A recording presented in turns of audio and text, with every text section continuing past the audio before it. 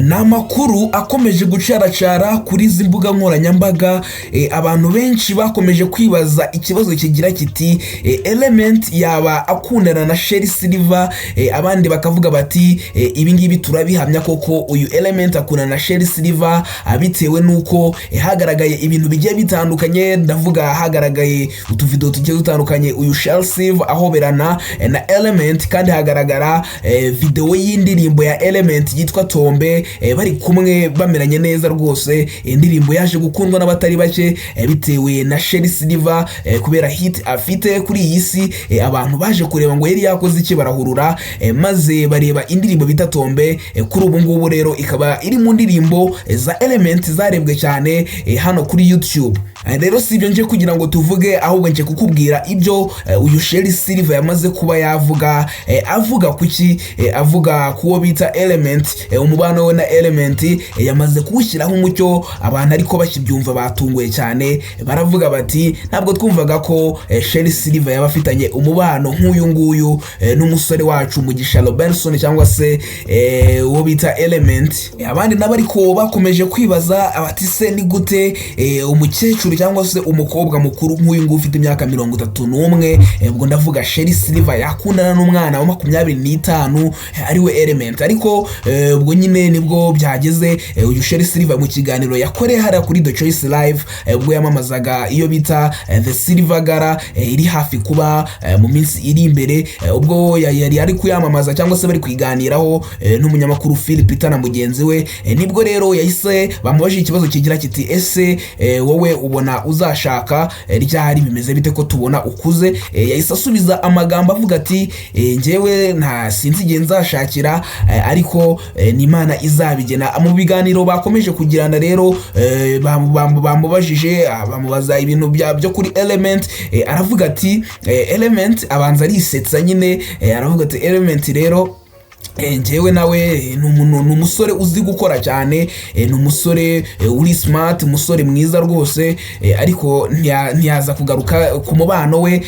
Abanyamakuru bashaka kumukuramo amakuru bavuga bati Element ariko ngo yatubwiye ngo tukubwire ko ngo ngagukunda, ariko Sherrie Silver baravuga ati byanya byose yabibabwiye, ariko baravuga bati wapi ntabyo yatubwiye. Gusa Sherrie Silver baravuga ati umusore ni mwiza, ariko nta kintu kizima yabivuzeho. Arangije aravuga ati ariko uko byagenda kose ikintu yifuza, ikintu ahora nasengera ngo nuko yashaka umugabo w'umunyarwanda, kubera ko ngo mama we yabyishimira cyane kubona umukobwa we akunda cyane Sherrie Silver ashatse umugabo w'umunyarwanda, dore ko abangaba ndavuga mama we ndetse na Sherrie Silver bavuye mu gihugu cy'u Rwanda mu 1999.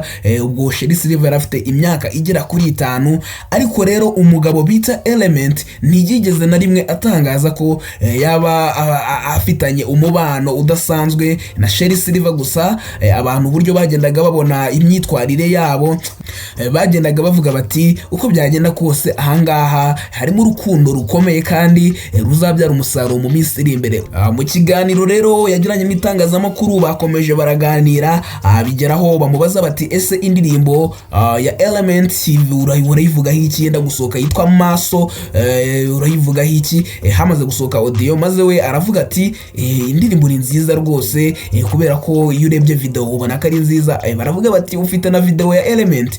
Ati ni inshuti yanjye rwose, nta kuntu nabona afite video ye yenda gusohoka. Ariko nabo barakomeza baribaza bati ariko ni gute umukobwa usanzwe Element yakemera guhara projet aba yarashoyemo amamiliyoni akavuga ati reka nyihereze umuntu, kuyimuhereza gutyo gusa nta atari umuntu babana mu nzu imwe? Icyo cyizere gute yamwizeye bingana gutya bikageraho amuhereza indirimbo nk'iyo ngiyo ashobora gukoresha mu buryo bubi? Urumva rero amufitiye icyizere ko ibintu yatatambikira nyine ngo ngakoresha amashusho mu buryo bubi. Rero nayo mpamvu bavuze ko ahangaha bashobora kuba ari ikintu bari kuduhisha, ari ikintu kishe inyuma y'ibi ngibi, ariko badashaka gutangaza bitewe n'impamvu yabo, wenda ntawamenya.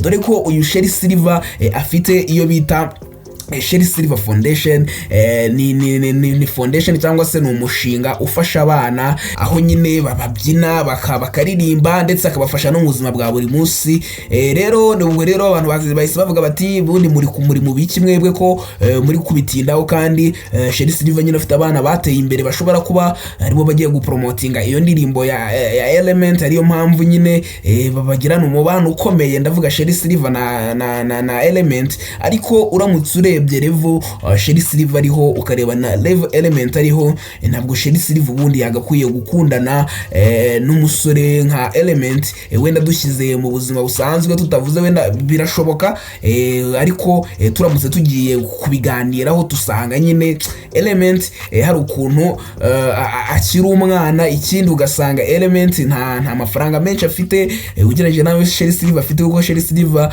ni umukire ukomeye cyane nubwo yicisha bugufi. Uriya mukobwa ni umukire kuko yakoreye amafaranga kuva kera cyane. Ni umukobwa wakoze ibitangaza kuba atabizi hariya mu Bwongereza. Ni umukobwa ukomeye cyane ku rwego afite stati ye hariya mu Bwongereza. Nkahibaze umunyarwanda ufite stati y'umubyinnyi nyine ukomeye hariya mu Bwongereza. Ibaze umuntu watwaye ibikombe bigiye bitandukanye, harimo n'igikombe gitangwa na MTV ko batayizi, niyo itanga Grammy Award. Ngaho nawe ibaze urwo rwego nyine uyu Sherrie Silver ariho. Ariko ugasanga abantu bari kuvuga bati birashoboka ko yakundana na Element, ariko ntibazi ko kuba nyine babana bishobora kuba ari ugufasha Element mu buzima bwe kugira ngo nawe atere imbere, dore ko uyu mukobwa agira umutima mwiza rwose. Umukobwa wavuze ati reka nshinge Sherrie Silver Foundation maze mfasha abana. Ahitamo gukorera hari Inyamirambo, nabyo yabivuze mu kiganiro avuga ati bura Inyamirambo yabonye ko ari ahantu heza hari abana bashyushye. Arangije nyine ahita agenda abari hashinga Sherrie Silver Foundation nka foundation cyangwa se nk'umushinga ukomeye cyane hano mu gihugu cy'u Rwanda. Bakunda kugeranya cyane na Muri, ariko Sherrie Silver Foundation nayo irarenze hano mu gihugu cy'u Rwanda rwose, kubera ko iyo ugiye kureba usanga ko abana bo muri Sherrie Silver nabo bari hit, nabo bafite hit ikomeye cyane. Na Element ni umuntu ukomeye, twavuga ko ari umuproducer akaba n'umuhanzi. Arya amafaranga yo muri production, akarya n'amafaranga yo kuririmba bisanzwe nk'umuhanzi. Urumva nawe afite udufaranga, ariko buriya umusore w'imyaka 25 mw'abantu mwe kugira ngo akundane bigere no ku rwego ashakana n'umukobwa w'imyaka 31, urumva harimo ikibazo gikomeye cyane. Dore ko abantu bavuga ko abakobwa baba bafite ubwenge buri hejuru. Urumva gufata Element ukamugereranya na Sherrie Silver ukabahuza, noneho ni ikibazo gikomeye cyane. Ni ibintu bigereranyika ariko nabwo bitagereranyika. Ahantu byakundira ni uko urukundo rujyaho rushaka, ariko ahantu bitakundira ni uko nyine bitashoboka kubona Sherrie Silver akundana n'umwana ungana gutya. Byanakitwa ko ari nko kumufatirana, kubera ko Element aracyari muto cyane ku rwego rukabije. Iyo ugiye kureba nko muri entertainment nyarwanda usanga nk'aba Seburi koko bafite imyaka 45 batarashaka, ariko ku musore w'imyaka 25 gushaka nabwo ni ikindi. Aracyari mu gihe nyine cyo kuryoshya, ariko nagira nko mu myaka 30 ashobora kuba zatangira ibintu gutekereza ibintu byo gushaka nyine amaze no kugwiza amafaranga. Kandi urumva Sherrie Silver zaba yarageze ku rwego rwo hejuru, nta kintu bavugana, yaramaze no gushaka, afite n'umugabo, afite n'abana, birashoboka cyane. Rero reka mubwire ngo ngewe twabanye muri iki kiganiro, banyita Ibel, naho ahangaha ibi byose ubikuye niho bita kuri Mega TV Rwanda. Reka ngushimire, tuzahure muri video z'ubutaha. Ciao, bye bye.